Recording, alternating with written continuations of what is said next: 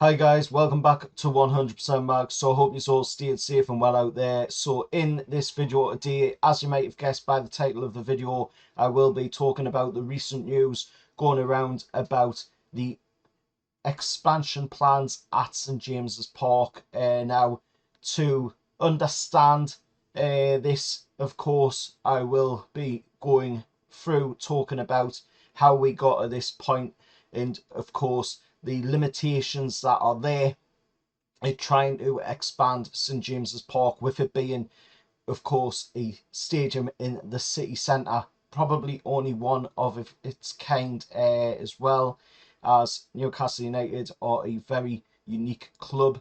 We have our stadium smack bang in the city centre, which is something that not a lot of teams have. So looking at it, there is always going to be limitations with increasing the capacity at St James's Park, and this is something dating all the way back in Newcastle United's history that, of course, will always be a problem to expand the capacity at St James's Park, and that is because of course, the listed buildings on the Leazars Terrace side of the ground, of course, with them being Grade 2 listed buildings. They cannot be demolished. They cannot be, of course, moved anywhere else neither. So that is always going to be a limitation with that east stand to get the capacity up. That was something that, of course, Hall and Shepherd, when they were the owners at Newcastle United, were looking into, and that is why they ended up buying, of course, the property opposite the Gallagher end, which is, of course, called Strawberry Place. They drew up plans. It showed that it could be possible to increase the capacity of St James's Park by the Gallagher end up by another 8,000 seats, taking Newcastle to over 60,000 capacity of the stadium. But then, of course, there was also talk that there would be a super casino also added in with that, with, of course, the government putting out a policy that they were allowing super casinos in the country. And of course, then that ended up getting scrapped. There was no super casino. There was no, of course, expansion onto the Gallagher end during Hall and Shepherd's reign in Newcastle United. Then in came, of course, our odious dictator, who was here before our owners come in now. And of course, he sold that land away to property developers. Luckily, there was many delays, and of course, the owners that we've got now were able to buy that land back just recently, and that has now allowed us the possibility to, of course, expand St James's Park once again. Now, the owners have looked down many avenues already on what we can do with the Gallagher end. Unfortunately, with it being a main road leading to the RVI, that the Gallagher end would be going over, that is something that might have to be looked into in the long term. But as of now, it looks like we cannot extend the ground on the Gallagher end. So they are talking about bringing in a fan zone. A lot of people are very excited about the fan zone. I am as well, because it does allow then fans who can't get a ticket to go to the game to be able to experience the atmosphere of pretty much being at the game, by being around fellow Newcastle United fans inside, of course, the fan zone, which will be, as we have been told, run by Seller, who are the front of shirt sponsor. They do organised events out in Saudi Arabia. Massive company. I've talked about them already on the video that I did about the sponsorship for the front of shirt. But now the owners are looking at other avenues of upgrading the capacity at St James's Park, and them other avenues are now being looked at. The oldest stand of St James's Park, which is the East Stand. It was built back in, the early 70s, so quite an old stand. It is getting up there in age now as well, so it is going to eventually have to be improved. But that is again the area where it is a limitation for us to move forward with them listed buildings on the Leazars Terrace side of the ground, with the East Stand being on the Leazars Terrace side of the ground. But with the advancements in engineering and many different advancements in building up buildings. We've seen it with the Saudis. You know, they can just knock up a building in their country, massive buildings, skyscrapers that are just towering above everybody out there in the Middle East. So they know what they're doing when it comes to building massive projects. And of course, the Reuben brothers as well, they're no fools to building properties neither, as they have quite a few properties already in Newcastle, and they own quite a few of them as well. I believe they own Hadrian's Tower just off of Stow Street as well, which is a massive building, only just recently been built as well.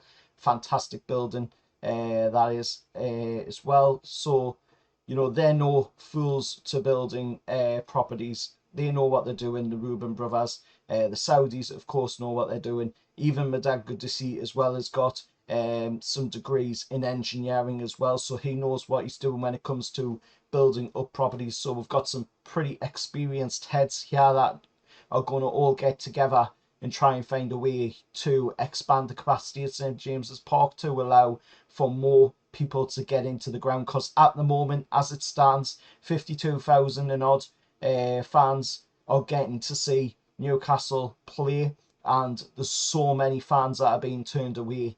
We could easily fill out 100,000 seater stadium and probably still be turning fans away. That is the amount of support that our team has, and that is what makes our team so unique, is that. Now, this has come about because the Times have reported, of course, recently in their paper, saying about the new innovations and the new ways to expand St James's Park significantly. And of course, they did talk about it, saying that the stand of the East Stand is now under serious consideration to be the stand that does get the improvement and the upgrade for capacity. But as of now, there's nothing really set in motion for construction wise. It's more of a feasibility study, just studying how they can do it, how they can go about building this new stadium. And of course, a lot of people already have seen Eddie from Tyneside Life, I've seen Adam Pearson, I've seen Matty, I've seen Rubenstein, I've seen so many other Newcastle United YouTubers talking about this topic, this subject, and it is a subject that we are, you know, die hard about. We want to see St James's Park improved to allow, you know, fans that can't get in to see the games to be able to get in and see the games. Because with where we're going right now, you know, there's definite growth, there's definite revenue there that we can be getting into the club. Like I say, you know, we could easily fill out 100,000 seater stadium and still probably be turning people away. So that shows, you know, what kind of support is there, and we need to be able to improve the infrastructure at the club. We need to be able to improve the capacity of the stadium as well to allow for that revenue to come in and boost our team going forward, you know, in the FFP department and many other ways as well, because it's a lot of money that is being lost here because we are being limited by where our stadium is located. Now, if that feasibility study comes back and says that, you know, hopefully it doesn't, but if it does come back and say that there is no possible way of improving St James's Park in its current location, then maybe we will have to move to a brand new stadium in another part of the city. Or another option that I believe could be a possible way of staying at St James's Park is maybe just by moving it slightly up into Leazes Park, and then of course building one part of the stadium whilst we play in St James's Park, and then building on the other parts as we go forward. That could be a possibility as well, in my opinion, but that's just my personal opinion. I haven't heard it anywhere else. I haven't heard it come from anybody else. That's just what I think. could be a possibility that we could look at is by just slightly moving it up into Leazes Park, allowing, of course, for us to get away from that limitation of the grade listed buildings on Leazes Terrace. So let us know what you think down in the comments below. Of course, I've been asked by you guys to do this video, give you my thoughts on this recent news, of course, as well. And hopefully, if you have liked it, you can hit a thumbs up on the video, and also please subscribe, as I'm on the road to 2k subscribers, and I'll see you all in the next one. However, lads.